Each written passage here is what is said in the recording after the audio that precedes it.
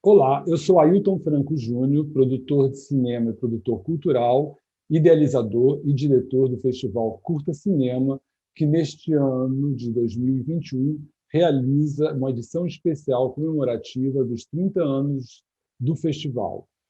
A Mostra Curta Cinema, como foi originalmente criada, ela teve sua primeira edição começando no dia 17 de março de 1991, no único espaço, um dos únicos espaços no Rio de Janeiro que proporcionava a realização de projetos culturais e com um pequeno financiamento, que é o Centro Cultural Banco do Brasil. Eu acho que antes de falar do surgimento do festival em si, como um projeto, como um case para estudar dentro dessas aulas ou dessa conversa com vocês, é entender um pouco o panorama político da época em que ele foi criado. E, principalmente, falar da importância do curta-metragem, que levou também à criação do festival.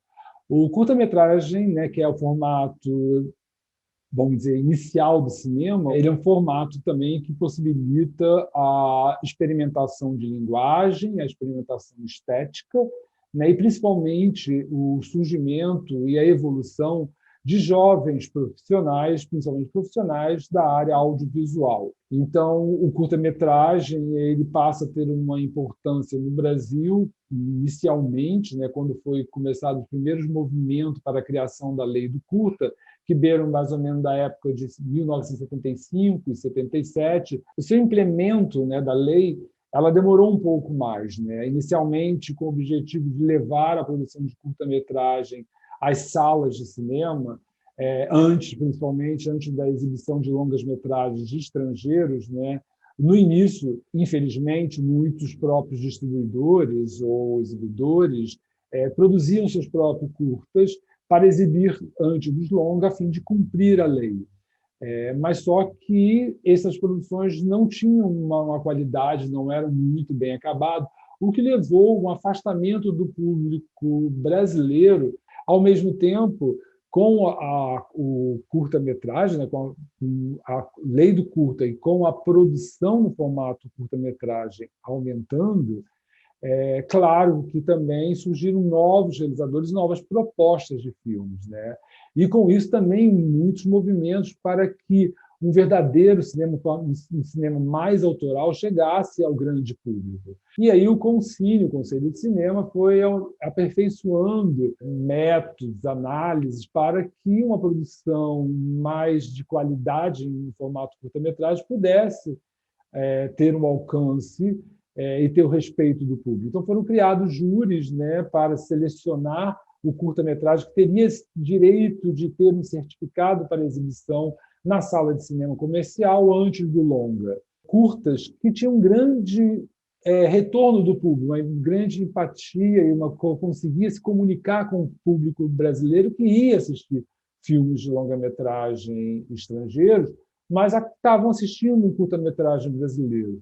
E foi justamente nesse período, vamos dizer, no final dos anos 80, quando efetivamente a lei do curta estava surtindo seu efeito, estava tendo público apreciando, às vezes, muito mais o curta-metragem exibido antes do longo do que o próprio filme com que eles foram ao cinema. No início dos anos 90, com a entrada do primeiro governo federal eleito por vias diplomáticas, de vias democráticas, pelo voto direto, acabando com toda a estrutura de produção e exibição de cinema e toda a estrutura da produção cultural no Brasil, e a gente ver uma produção crescente, uma produção que estava começando a alcançar o retorno do público, não só no Brasil como no exterior, mas você não tinha mais os meios e as ferramentas para levar essa produção ao grande público. Nos anos 90, com a produção crescente em curta-metragem, principalmente em 16 milímetros, que era mais barato de se produzir do que 35 milímetros, em que não encontravam mais o espaço de exibição. Então, antes do curta-cinema realmente começar, teve um movimento, que era um movimento na época chamado Piracema, de jovens que estavam produzindo e queriam mostrar seus filmes. Rosane Schwartzman, Estevo Ciavata, Eduardo Weissman, Dado Amaral, Marcos Gutmann, vários outros jovens que estavam querendo entrar e começar a trabalhar no cinema, estavam produzindo os curtas em 16 e estavam tendo retorno nos festivais, tanto no Brasil quanto no exterior. Aí a Rosane Schwartzman, com a Fabiana Igrejas e algum grupo, resolvem criar uma mostra 16 em Foco, que aconteceu tanto no CCBB quanto no MAN, né, na Cinemateca do MAN, no Rio de Janeiro. E foi exibir principalmente a produção carioca. Mas também foi o ano em que curtas importantes estavam tendo retorno e reconhecimento de público e também de crítica e prêmios no Brasil e no exterior. Eram curtas foi após o Ilha das Flores, né? O Jorge Furtado realizou Esta Não É Sua Vida e ganhou o grande prêmio do Festival de Clermont-Ferrand, que é considerado o maior festival de curtas-metragens do mundo. Né? Tinha o filme, um dos curtas da Tata Amaral, né? Também que estava exibindo, estava sendo premiado na época, que era O Viver a Vida, o Rota ABC, do Francisco César Filho, vários curtas que tinham um reconhecimento de festivais, premiação em festivais, mas não tinha mais a sala de cinema. Então, o curta-cinema ele surgiu, na realidade, como uma vontade de assistir curtas e mostrar esses curtas dentro de uma sala de cinema.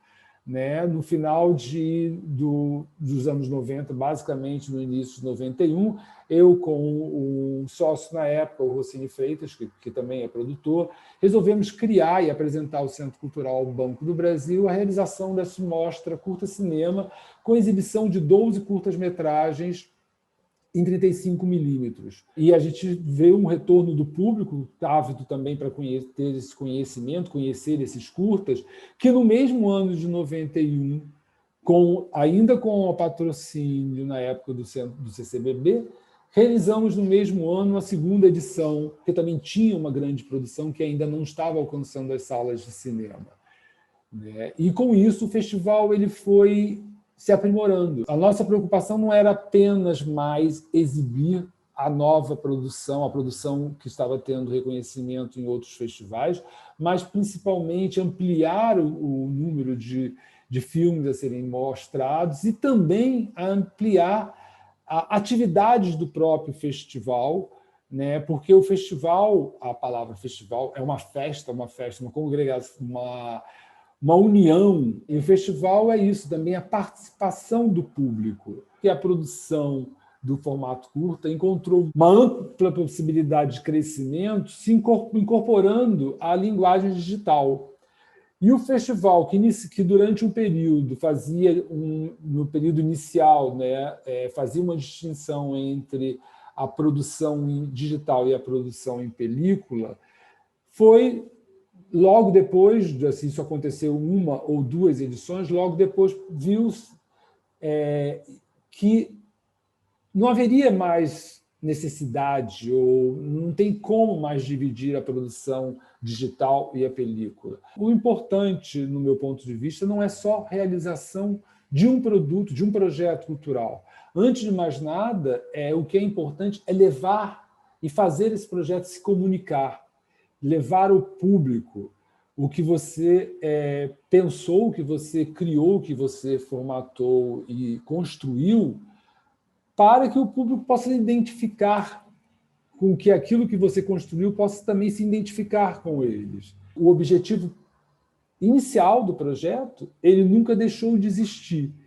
E manter esse objetivo, essa missão, como alguns falam, é importante para que este projeto realizado ele seja bem realizado, bem executado e que ele alcance ao público com que ele foi proposto. O projeto ele nasce de uma vontade, ou de um sonho, ou de um desejo de criar alguma coisa, em todos os níveis. Pode ser criar um projeto cultural, criar uma peça de teatro, criar uma exposição, criar um filme, criar um evento de trocas culturais. Isso nunca pode ser perdido. O que você cria também tem que conter o retorno de para quem ele quer se comunicar, né? Então, é importante que o que você faça também encontre o seu público, porque o público é que vai dar o feedback de que o que nós criamos realmente alcançou o seu objetivo, a sua missão. Com isso, eu posso assim, afirmar, né, que em 30 anos de existência do Festival Curta Cinema, ele cumpriu seus objetivos nesse tempo todo. Cumpriu o objetivo de de ser a janela de exibição do formato curta-metragem, ser a janela de exibição de novos filmes com novas linguagens, novas propostas estéticas, ser o centro também de encontros de novos realizadores, né, e ter conhecimento do que eles querem mostrar para o público. Eu acho que esse pequeno resumo histórico do surgimento do curta-cinema foi importante para mostrar que, mesmo nesse período, quando iniciou estava ruim, nesse período pode estar ruim, mas a gente tem que perseverar e continuar a realizar os projetos e acreditar nos seus projetos e agir de forma correta e buscando suas oportunidades, mantendo sempre uma ética, uma postura profissional, para que estes projetos, ou como eu falo, esses sonhos, eles se tornem reais, sejam realizados. Esta foi a primeira parte desse nosso encontro sobre produção cultural, que eu, Ailton Franco, estou trazendo a todos que queiram entender um pouco do que é trabalhar com produção cultural no Brasil nesse tempo. Obrigado.